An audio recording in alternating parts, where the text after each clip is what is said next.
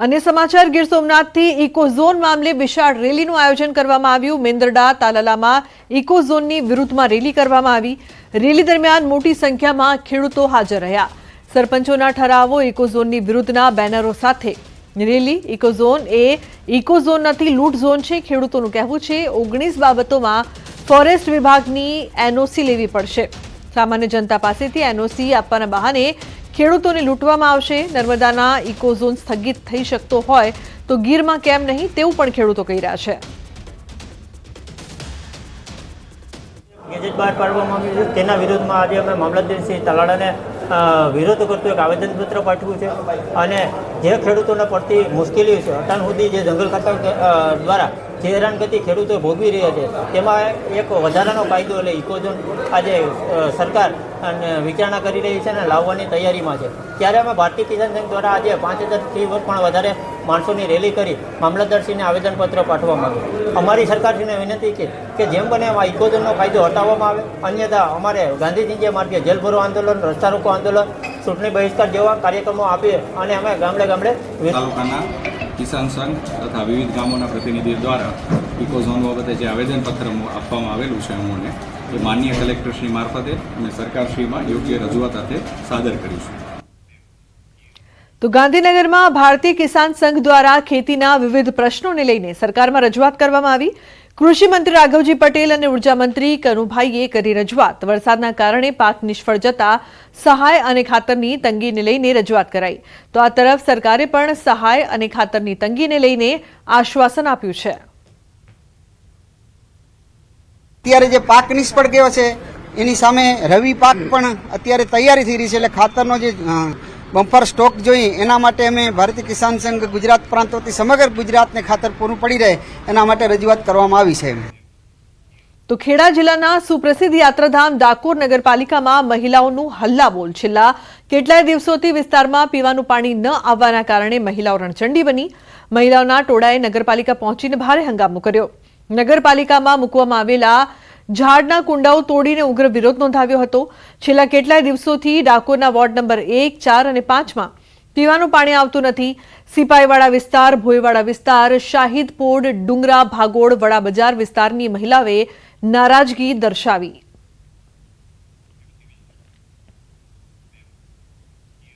તો જંગલનો રાજા ડાલામથ્થો સામે આવતા બે બાઇક સવાર બાઇક મૂકીને ભાગ્યા।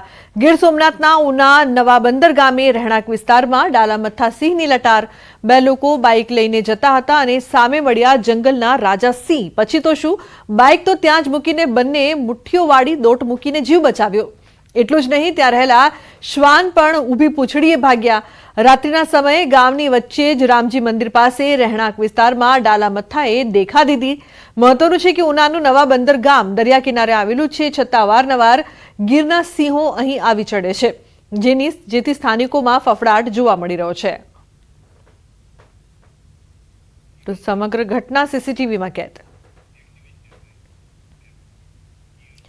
તો રાજ્યમાં આ વખતે ચોમાસામાં સામાન્ય કરતાં વધુ વરસાદ પડ્યો છે, તેમાં પણ સૌરાષ્ટ્રમાં વધુ વરસાદ વરસ્યો છે।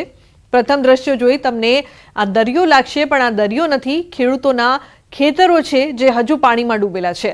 દ્રશ્યો સુરેન્દ્રનગર જિલ્લાના પાટડીના વડગામના, જ્યાં ખેડૂતોના સેંકડો ખેતરોમાં હજુ પાણી ભરેલા છે। વરસાદ બાદ વાવેતર કરેલા કપાસનો પાક પાણીમાં ગરકાવ થઈ ગયો છે। ચોમાસું બાદ રવિ સિઝન તૈયારી છતાં ખેતરમાંથી પાણી નથી ઓસર્યા। ખેતરોમાં ભરેલા પાણીના કારણે રવિ સિઝન પણ નિષ્ફળ જાય તેવી સ્થિતિ સર્જાઈ છે, કેમ કે 1500 વીઘા ખેતરમાં 3 થી 4 ઇંચ પાણી ભરાયેલું છે। ત્યારે ખેડૂતો સરકાર પાસે સહાયની માંગ કરી રહ્યા છે। ચોમાસાએ તો વિદાય લીધી, પરંતુ ખેડૂતોને મુશ્કેલી ક્યારે વિદાય લેશે તે જોવું રહ્યું। રાજ્યમાં થયેલા ભારે વરસાદ બાદ હજુ સુધી પાણી ઓસર્યા નથી અને ખેડૂતોએ વાવેતર કરેલા ખેતરની હાલત તમે જોઈ રહ્યા છો કે જાણે બેટમાં ફેરવાયા હોય તે પ્રકારના દ્રશ્યો જોવા મળી રહ્યા છે। ખેડૂતોના આ ખેતર છે, ખેતરની અંદર કપાસનો પાકનું વાવેતર કરવામાં આવ્યું હતું। પરંતુ પાણીમાં ગરકાવ થયેલો પાક જે છે તે જોવા મળી રહ્યો છે। એક નહીં બે નહીં આવા અનેક ખેતરો જે છે કે જેમાં પાક પાણીમાં ડૂબી ગયો હોય તે પ્રકારના દ્રશ્યો જોવા મળી રહ્યા છે। ખેડૂતો આપણી સાથે તેમની સાથે વાત કરીશું, તેઓ શું કહી રહ્યા છે, કેટલા વીઘાના ખેતરમાં પાણી જોવા મળી રહ્યું છે, ખેડૂતો પાસેથી વાત કરીશું। અંદાજિત કેટલા વીઘા જમીન હશે, કેટલા ખેડૂતોની જમીન છે અને શું વાવેતર કર્યું હતું? કપાસનું જુવારનું વાવેતર કર્યું હતું અને 1700 થી 2000 વીઘા જમીનમાં પાણી ભરાયેલ છે। એકવાર બે વાર હાંકી નાખ્યા પછી પાણીનો બધો પાણીમાં ગરકાવ થઈ ગયો છે માલનો, અને રવિ પાકમાં કોઈ લાભ મળ્યો નથી। વાવેતર થશે જ નહીં। રવિ પાકમાં અત્યારે વાવેતર કરવાનો ટાઈમ થઈ જ ગયો છે અત્યારે, પણ હવે 3 મહિના પાણી રહે એટલે હવે રવિ પાક થાય જ નહીં। આમાં આ જમીન એમને એમ જ રહેશે, 1 રૂપિયાની આવક નહીં આવે આમાં। એટલે ચોમાસુમાં કપાસનો પાક પણ ફેલ ને રવિ પાક પણ? હા, બધું ફેલ, 2 પાક ફેલ થયો। કપાસ વાવ્યો તો કપાસ જતો રહ્યો 4 ને 2, હવે ચણા કે ઘઉં કંઈ થશે નહીં। નિકાલ થાય ક્યારે અહીંથી પાણી ઉતરે અને પાણી ઉતરે તો રવિ પાક લેવાય, તે પ્રકારની વાત આ ખેડૂતો કરી રહ્યા છે। હવે જોવાનું એ રહેશે કે તંત્ર ક્યારે આ પાણીનો નિકાલ માટેની વ્યવસ્થા કરે છે અને ક્યારે પાણી ઓછું થાય છે તો ખેડૂતો રવિ પાક લઈ શકે છે। કેમેરા ખેગાર રાઠોડ સાથે ગૌતમ શ્રીમાળી, ન્યૂઝ 18 ગુજરાતી, વડગામ, દસાડા। તો હિંમતનગરના એક નિવૃત્ત બેંક કર્મચારી નવરાત્રિમાં અલગ રીતે માતાની આરાધના કરે છે। ભરતભાઈ પરમાર 9 દિવસ માતાના અલગ અલગ સ્વરૂપના ચિત્રો દોરીને તેમની ઉપાસના કરે છે। હનુમાનજી મંદિરમાં તેઓ અલગ અલગ ધાર્મિક તહેવારો પર બ્લેકબોર્ડ પર ચિત્રો દોરે છે। તહેવારો સાથે જોડાયેલા દેવી દેવતાઓ અને મહાન હસ્તીઓના સુંદર ચિત્રો બોર્ડ પર કંડારે છે અને તેમનું વિવરણ પણ લખે છે। આ કાર્યને લઈને તેમનું કહેવું છે કે નાના બાળકો આગામી પેઢી આપણી સંસ્કૃતિ તહેવારોથી જોડાયેલી રહે તેને લઈને તેઓ પ્રયાસ કરે છે। એવા 9 સ્વરૂપનું ચિત્રણ અહીંયા કરવામાં આવે છે અને 9 સ્વરૂપની વિશેષતાઓનું વર્ણન પણ એ વાક્યો દ્વારા હું મૂકું છું, જેથી સમાજમાં આજની પેઢીને આ બધું જાણવા મળે અને એમના જાગૃતિ ફેલાય તથા નાના બાળકોને પણ આવું ચિત્રની કલા શીખવાનો શોખ પેદા થાય। તો ભરતભાઈ મંદિરના બ્લેકબોર્ડ પર ચિત્રો દોરીને સુવિચારો પણ લખે છે, સાથે ચિત્રોની માહિતી પણ દર્શાવે છે જેથી લોકો તે તહેવારથી માહિતગાર થાય અને સુવિચારોને પોતાના જીવનમાં ઉતારે। ભરતભાઈની આ કલા અને નિષ્ઠા જોઈને ગ્રામજનો પણ તેમની સરાહના કરી રહ્યા છે। હરરોજ વર્ષની અંદર દરેક વખતે જે કાર્યક્રમ હોય, જન્માષ્ટમી હોય, શ્રાવણ મહિનાનો કોઈ પણ કાર્યક્રમ હોય, એની અંદર આ કાર્યક્રમની અંદર રોજ ચિત્ર અવનવા દોરવામાં આવે છે। રામ મંદિરનો કાર્યક્રમ હતો, RSSનો કાર્યક્રમ હતો, એની અંદર જે કાર્યક્રમ રોજ નવું ચિત્રનું અહીંયા જ્ઞાન મળે છે, જેથી મહેતાપુરાના ગ્રામજનોને બહુ આનંદદાયક થાય છે। તો તંત્રના પાપે મહીસાગરના મલેકપુર અને ધમેણા ગામના લોકો મુશ્કેલીમાં મુકાયા છે। લુણાવાડા તાલુકાના મલેકપુરથી ધમેણા ગામને જોડતો ડામરનો રોડ છેલ્લા 1 માસથી ધોવાયો છે। ગામ લોકોની અનેક રજૂઆતો બાદ પણ જવાબદાર તંત્ર દ્વારા હજુ પણ રોડ અને તેના પરનો પુલ બનાવ્યો નથી। જવાબદાર અધિકારીઓ અને તંત્રના ભ્રષ્ટાચારના કારણે 1 મહિના અગાઉ બનાવેલો રોડ ધોવાઈ ગયો છે। 2 કિલોમીટરના રોડ પર મસમોટો ખાડો પડી ગયો છે, જેથી ગ્રામજનોને મોટી હાલાકી વેઠવાનો વારો આવ્યો છે। આ પુલમાં અંદાજિત 20 ફૂટ ઊંડો અને 100 ફૂટ પહોળો મોટો ખાડો પડી ગયો છે। મલેકપુર થઈ ધમેણા થઈ સોનિયોના મુવાડા ગામને જોડતો 4 કિલોમીટર સુધીનો રસ્તો વચ્ચે એક પુલ બનાવવામાં આવ્યો હતો, નાનો પુલ કે જે વરસાદની અંદર ધોવાયો છે। ગામ લોકો દ્વારા અનેક રજૂઆતો કરવામાં આવી છે, છતાં પણ આ જે પુલ છે તેનું સમારકામ પણ નથી કરવામાં આવતું અને પૂરવામાં પણ નથી આવી રહ્યો।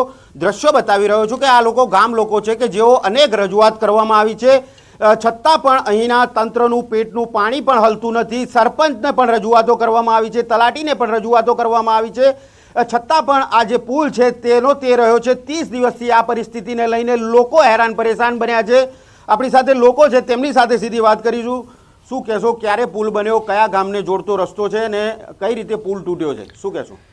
મારું કહેવાનું એટલું છે કે 3 વર્ષથી આ રસ્તાનું કામગીરી થઈ હતી અને એ કામગીરીમાં ભ્રષ્ટાચાર થતાં એ રસ્તો પૂર્ણ થયો નથી અને વચ્ચે એક નાળું પુલ બનાવવામાં આવ્યો હતો। તે પુલમાં ભ્રષ્ટાચાર કર્યો છે અને 2 બાજુના પિલર ધોવાઈ ગયા છે અને જવાબની તકલીફ બહુ પડે છે અમને। ડેરીમાં જવું હોય તો 4 કિલોમીટર અમે ફરીને જઈએ છીએ। શાળાઓમાં બાળકોને મૂકવા માટે અમે જાતે જઈએ છીએ, કારણ કે શાળામાં જતા બાળકોને અમારે મૂકવા જવા પડે છે અને અમે મજૂરી કરીએ છીએ કે અમારે મજૂરી જવું કે બાળકોને શાળામાં મૂકવા જવા. અમે આ જે કંબોયાના જે ગમીરભાઈ છે ને એમને પણ વાત કરી હતી કે સાહેબ અમારે રસ્તો બંધ થઈ ગયો છે, તમે કંઈક કરો. તો એ પણ એમ કહેતા કે તમે સરપંચને કહો. સરપંચને કહીએ તો સરપંચ એમ કહે છે કે આ મારામાં આવતું નથી. તલાટીને પણ વાત કરી અને લુણાવાડા એસઓને પણ મેં 2-3 વાર ફોન કર્યા છે, તો એ પણ એમ કહે છે કે તમારા. તો બનાસકાંઠાના વાવ વિધાનસભાની પેટા ચૂંટણીનો મુદ્દો ફરી ચર્ચામાં છે. વિધાનસભાના અધ્યક્ષ શંકર ચૌધરીનું જાહેર સંબોધન. વાવના માવસરી પોલીસ સ્ટેશનના ઉદ્ઘાટન પ્રસંગે તેમણે સંબોધન કર્યું. નજીકના સમયમાં અહીંથી જનપ્રતિનિધિ ચૂંટવાનો મોકો મળશે. સુશાસન માટે તમારે અહીંથી જ જનપ્રતિનિધિ ચૂંટાય તે માટે હું મદદ કરીશ. પણ અહીંયા આગળ લોકશાહી વ્યવસ્થાની અંદર તમે પણ અહીંયાથી જનપ્રતિનિધિ ચૂંટવાનો તમને મોકો મળશે નજીકના સમયની અંદર. તો એ વખતે તમે અહીંયા આગળ સુશાસન માટે તમારો અહીંયા જનપ્રતિનિધિ ચૂંટાય તો હું જ્યાં બેઠો છું ત્યાંથી સ્પીકર તરીકે હોઉં તો પણ સહયોગ કરીને તમારા ધારાસભ્યને મદદ કરીને આ વિસ્તાર પ્રગતિ કરે એના માટે સતત મહેનત કરતો રહીશ. આ વિસ્તારનું કલ્યાણ થાય એના માટે પણ સતત મહેનત કરતા રહેશું.